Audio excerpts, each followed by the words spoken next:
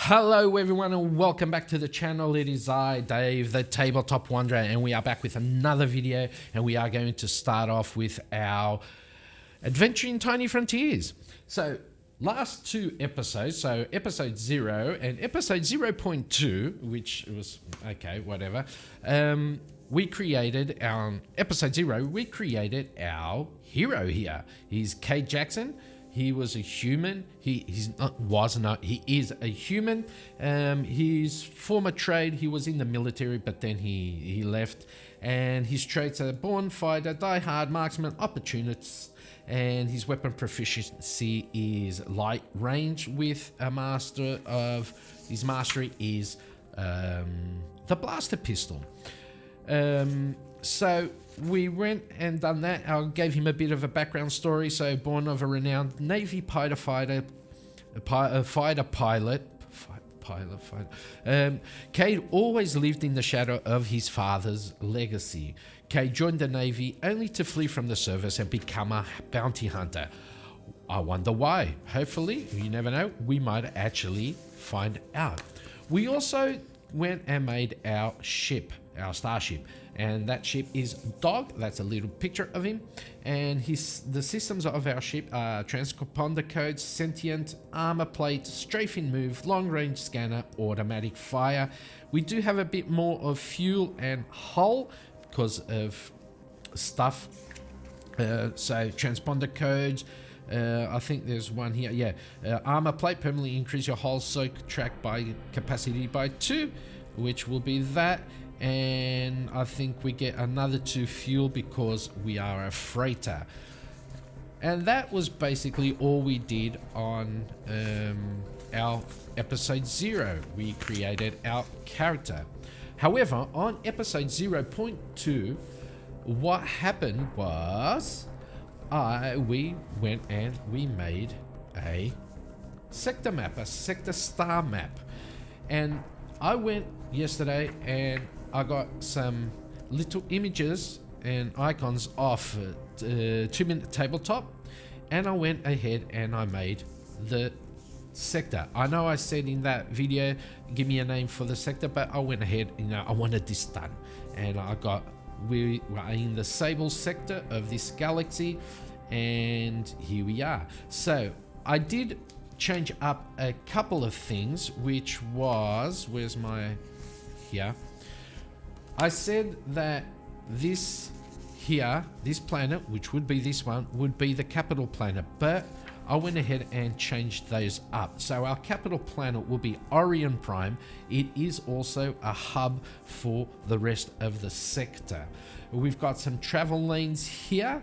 We've got Valkyrion, which, well, I went ahead and what we rolled up from Stars Without Numbers. I also made these little sort of card things here, which I was supposed to cut them out, but I'm not going to cut them out. So Orion Prime, which is our capital planet, it is governed by a theocracy, so priests and all that. We'll see how that works out. Then we can hop over here to Zephyros, which is the planet of the revolutionaries, so I wonder what's happening there. We go over to Valkyrion, which is the cyborg planet. So mainly it's an outpost sort of region thing, but mainly cyborgs live there. Come down to Lunoveth. We've got the fallen hegemon. So I wonder if we'll find out what really happened here. So for this government sort of thing to have fallen. And we go into Callistria over here, which is the gold rush planet. So there's a lot of people running there to get rich quick. And we got Drakthar here, which is our desert planet, which is governed by some pre-tech cultists. Okay, we shall see what happens here. So those are our planets. This is our planet sector map, and if you do want to get these, I'll leave a link in the description for 2-minute tabletop, and you can go and download them also. Throw them a couple of bucks if you can. Apart from that, or not apart, but adding on to it, we have some space lanes here. And this is an idea I got from Solo Spelunking, where we have our space lanes with some time travel hours in there. So from Lunoveth to Zephyros, we have 8 hours. And from Zephyros to Orion Prime, we've got 11 hours. But we have this one directly from Lunoveth to here to Orion Prime. We've got a direct space lane there, which will take us 9 hours. So 8 plus 3 is 11. So this lane here will be minus 2 hours. However, there is a possibility, because we have these little ships here, there is a possibility of being attacked by pirates in this lane. And likewise over here, we got a 7-hour travel here. But to go from Drakthar to Orion Prime, we can go around here, but that will take us 12 hours. So there's a 5-hour difference here. But we also have this nebula here that we might actually get, an event out of it. So we'll see.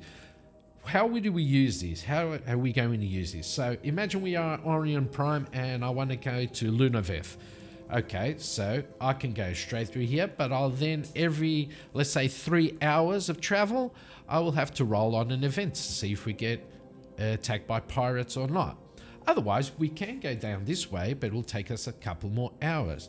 Likewise here, I could go through here, but every like 2 hours or 3 hours, we'll roll to see if we get trapped or get hit or we are engulfed in the nebula and see what happens there. Or I can just go around this way and get us and just take 12 hours. That also is going to play into how much time we have to do the things that we need to do. But that will all be done with this. We have Moses' Sci-Fi Solo Rpg GME. If you've seen Alnor, the Shadow of Alnor, I used Moses' Fantasy Solo Rpg GME, and this is his version for sci-fi. It is basically the same thing with small but very important differences. First off, it's sci-fi based, and then we've got something here which is pretty fun, which is a galactic news network where we can roll up some events. Okay, imagine we roll, where is that? Over here, key components. So the Galactic News Network system provides a dynamic and interactive way for players to engage with ever-changing galaxy around them. This system integrates news updates, missions, and player influence to create a living, breathing galaxy that reacts to the player's actions. So we go here and we'll say we roll up, let's see, we'll roll up a 1. So daily news feed. Let's go and see what the news feed says. Okay, we need to roll a d20. Let's see what that says. 8. Pirate activity. Oh, there's some pirate activity. Where is that pirate activity? And we go on through that. Okay, so we roll on, and then it says roll on list 1, event type, roll on the location, roll on list 3, the detail, and so we roll on that, and then we roll on the location here, and then we roll on the detail, and that's how we get our news feed. And then we can opt to go with that or just ignore the news feed. It is up to us. But yeah, finishing up rambling and doing our sort of bookkeeping thing, we do have here Tiny Frontiers. And I will be having this here by my side because it is the first time I'm playing a Tiny D6 game, and I have I will probably need to see our the rules. That's it, the rules. Oh my god, I don't know what happened there. Okay, so there we are. So without further ado, okay, I'm just gonna put that off here to the side. Let's start our adventure. And where are we going to start our adventure on? So we have 1, 2, 3, 4, 5, 6 planets. So that's nice. We also have them here. So 1, 2, so 1, 2, and then Valkyrian. So 1, 2, 3, 4, 5, 6. I think that's how it's done. So I can actually just put, let's do 1, 2, 3, and then we do 4, 5, and 6. So let's roll to see where we are going to start. I will be trying to do all of this playthrough randomly, okay? So I can also get a bit better at doing random stuff. So here we go. We are on the planet number 4. So we are on Lunoveth. We are on Lunoveth. And Lunoveth is what? The fallen hegemon. It is a breathable it has a breathable atmosphere. It's warm temperature, so it's modern post-tech, so it's not too backwards. Okay. Now, Kade, I wonder. Let's get this. Let's grab this. So we are on Lunoveth.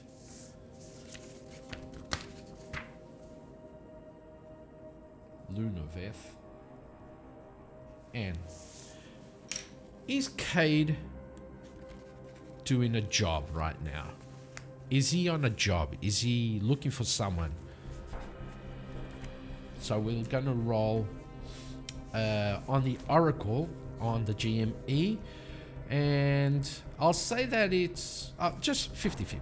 Okay, so you do have optional rules, just like in the fantasy one, where you could do advantage and disadvantage, or like there's a higher percentage of yes or lower percentage of yes, but we'll just do a normal. So is Kade on a job right now?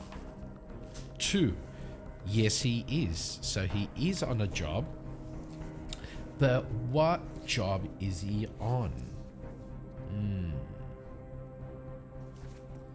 Is the job, is he on a bounty? Is he after someone? Is he looking for someone? 5, no, he's not. So if he's not looking for someone, he is probably looking for something. Yeah, we'll do that. He's not looking for someone, but he is looking for something. So he's looking for something.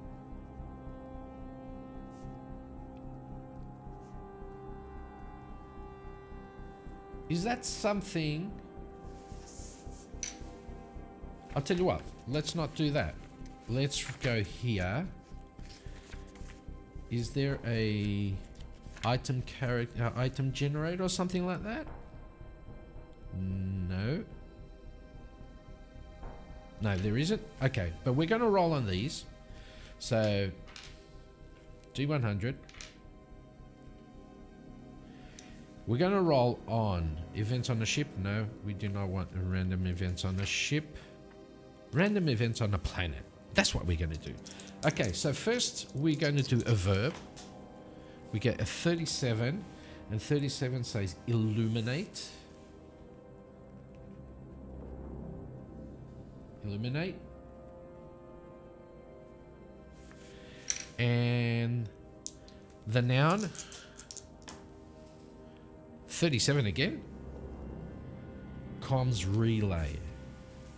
Illuminate the comms relay. Okay, so we are on Lunoveth. We need to illuminate comms relay. Illuminate can we can say that it could be just to turn on the lights or something else. Lunoveth. So it is the fallen hegemon. So Kade is on a job. He's looking for something, and he's on Lunoveth, and he's hidden in, let's see, we'll say that Lunoveth is breathable, right? Lunoveth is breathable, it's warm temperature, so there is some flora, some sort of vegetation on the planet, a lot of vegetation actually, and so he is hidden. He's hidden in the amongst these massive plants, this massive overgrowth of plants, and he can see this sort of complex right a couple of meters away in front of him. And he is crunched down behind the vegetation, and he's looking around, and he's got his binoculars, and he's looking, and he doesn't see any movement there. The compound, the infrastructure is sort of a bit degraded, so he's not thinking there's a lot of how should I say, guard presence there, but he just wants to be certain of it. So he gets on his comlink, and he goes, dog, what did the scanner say? And this electronic voice comes through his comm, and he hears, I don't see movement, Kade. No movement at all. Coast is clear.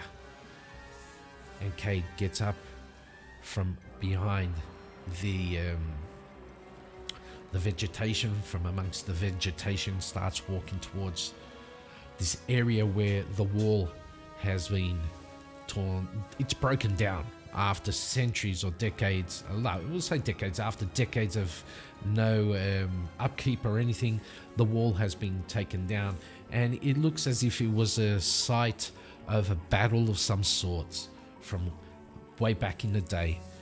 And Kade walks in and starts walking towards the opening in the wall. He says, okay, but like, dog, keep your scanners open and let me know if anything happens.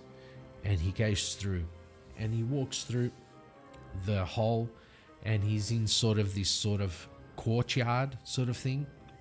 It's not too big, but it is sort of like a part of the entrance. He looks over to the right, and he can see that the main entrance to the compound is on his right hand side, and this is still part of the main entrance area to this whole compound.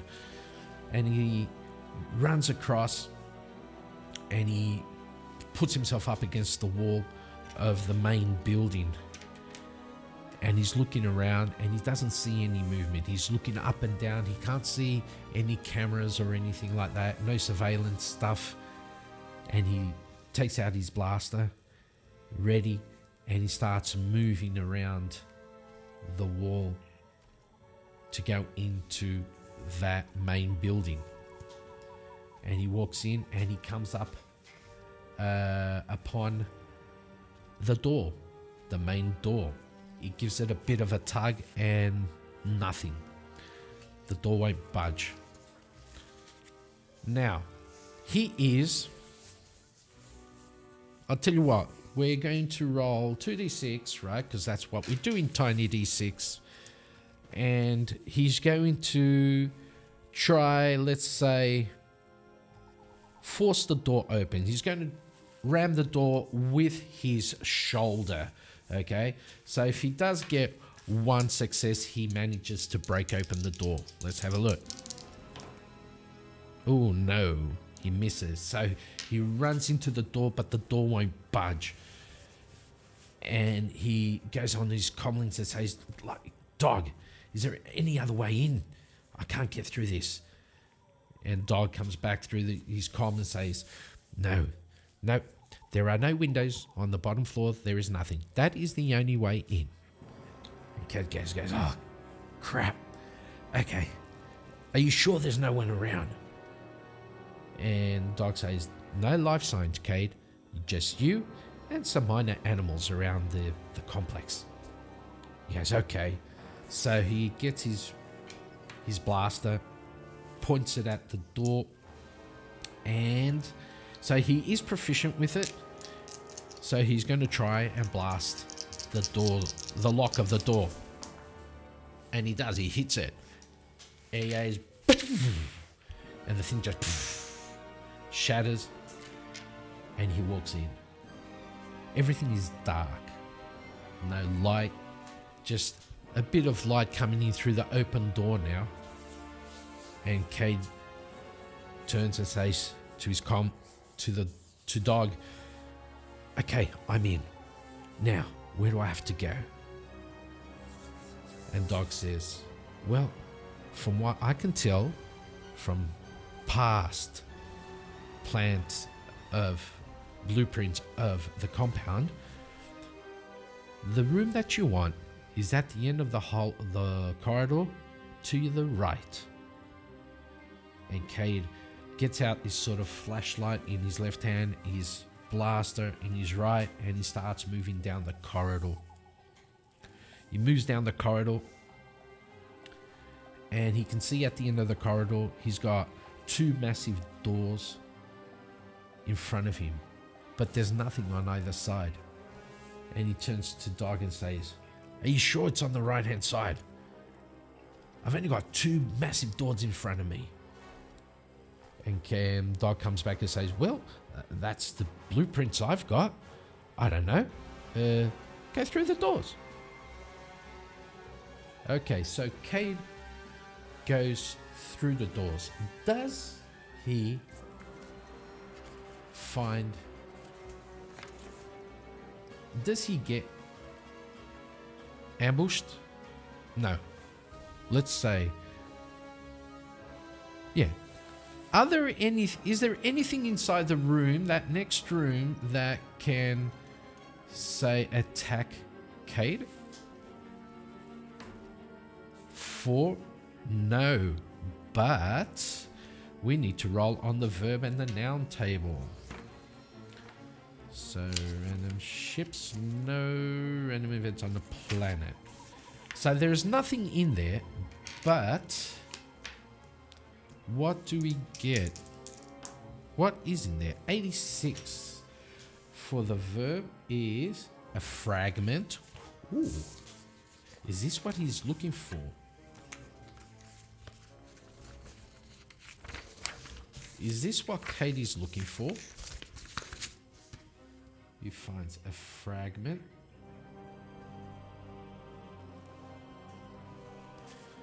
And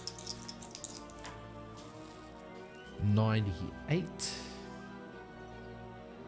fragment horizon.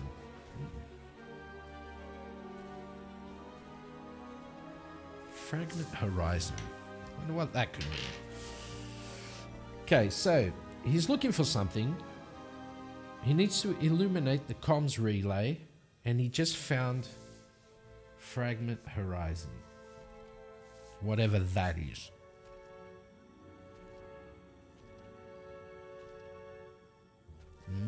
Okay. We could try and do this. Let's see if this works. So he opens the door. Kade opens the door. And in front of him is this steel table. And upon it, there's this fragment of a crystal sort of thing. And Kade turns to his comlink and goes, "Dog, there's a fragment here. Looks like a piece of crystal." And Dog turns to him and goes, "What? Crystal? That's funny. It's not what we're here for, I think." And Kade says, "Well, to be honest, we don't know really what we're here for. They just said to come and pick up the parcel." "Yeah, that's true," says Dog. He goes, "But what? Is that the parcel?" And Kade says, "Well, only one way to find out." And he goes over to the steel table, and he turns to the Dog and says, "Scan the room. See if there's anything here that could actually, like, turn upon us." And after a couple of seconds, Dog goes, "Nothing there, Kade. Nothing. I think you can take it. There's nothing there." And Kade walks up and he grabs the crystal, the fragment. And as he grabs it, the whole room just lights up. Everything lights up. There's lights, there's computers turning on, everything is lighting up. And outside, he can hear D.O.G through his comlink going, "What did you do? What did you do, Kade?" And Kade goes, "Well, I just picked up the crystal. You told me to pick up the crystal. But everything's online. Everything is online." And Kade goes, "What do you mean everything is online?" And all of a sudden he can just hear and Kade can hear from outside, he can hear these blaster shots, and he hears D.O.G in his earpiece going, "I mean everything's online. I'm up." Sorry about that. And he can hear D.O.G's thrusters starting to turn on. And so he just grabs, he's still got the crystal in his hand, and he runs straight for the main door, out that door, through the corridor, and he can see these gun turrets turning to where he left D.O.G, and they're just blasting through the forest, everything, and he can hear D.O.G starting to lift, and Kade goes, "Meet me around the back." And D.O.G says, "If I can get there, there's a lot of fire coming from you and from where you are." And he can hear, and just out of the corner of his eye, he can see D.O.G just starting to lift gradually above the treetops, and he runs around the back of the complex to the back wall of the whole thing. And he says, "Well, when you get here, I need an opening." And D.O.G says, "Okay, I'll get that. I'll get onto that as soon as I can. Okay, please let me get rid of this first." And the gun turrets just, they turn towards where D.O.G is rising, and they continuously just barrage after barrage of blaster shots to D.O.G, and D.O.G just can manage just to slip on by, and he goes around the back of the complex. And let's see, D.O.G he's got some blasters, right? We know he has blasters. Character info, we want this one here.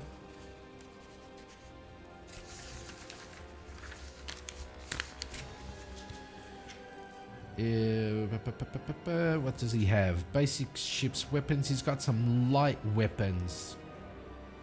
Okay. So, D.O.G comes around the back of the whole complex, and he's in between. He's going up and over, up and under, up and under. And luckily for him, the turrets, they turn around, but they're not shooting because they have the massive complex in front of them, and behind them there is nothing there. And he just comes in, and let's see, does he? Let's see if he can. He's going to fire, D.O.G is going to fire some bolts at the back wall of the complex to see if he can create an opening for Kade. And he turns to Kade and says, "Step back, I'm going to fire." And he does. And he goes, and the back part of the wall just goes, just explodes. And he can see Kade just running out through the middle of the dust and debris, running towards D.O.G. And D.O.G is hovering a couple of meters away from where he just blasted open the wall, and he's hovering. And Kade just runs up the ramp, descends, and Kade jumps onto the ramp and runs inside with the crystal still in his hand. As they are rising, they come above the top of the compound of the building in that complex, and the guns are still pointing at them. So let's see if he can withstand if they hit him or not. So let's see if the blasters hit Dog or not. Ooh, one of them does. One of them does hit Dog. Now, how does this work? So let's go here. We are going to get the optional starship rules for this. And where is combat? Starship creation. Starship combat, determine initiative. Okay, that's it. Health and weight 5 or 6 is an attack counts as a success and adds 1 point of damage. Some systems allow for increased damage when hit. Okay, damage struck and soak. Hull. A full hull track indicates a minor rupture has breached the hull. Defense systems are offline, although the starship can make. Okay, what about shields? Because do we have any shields? I think so. We got armor plating, right?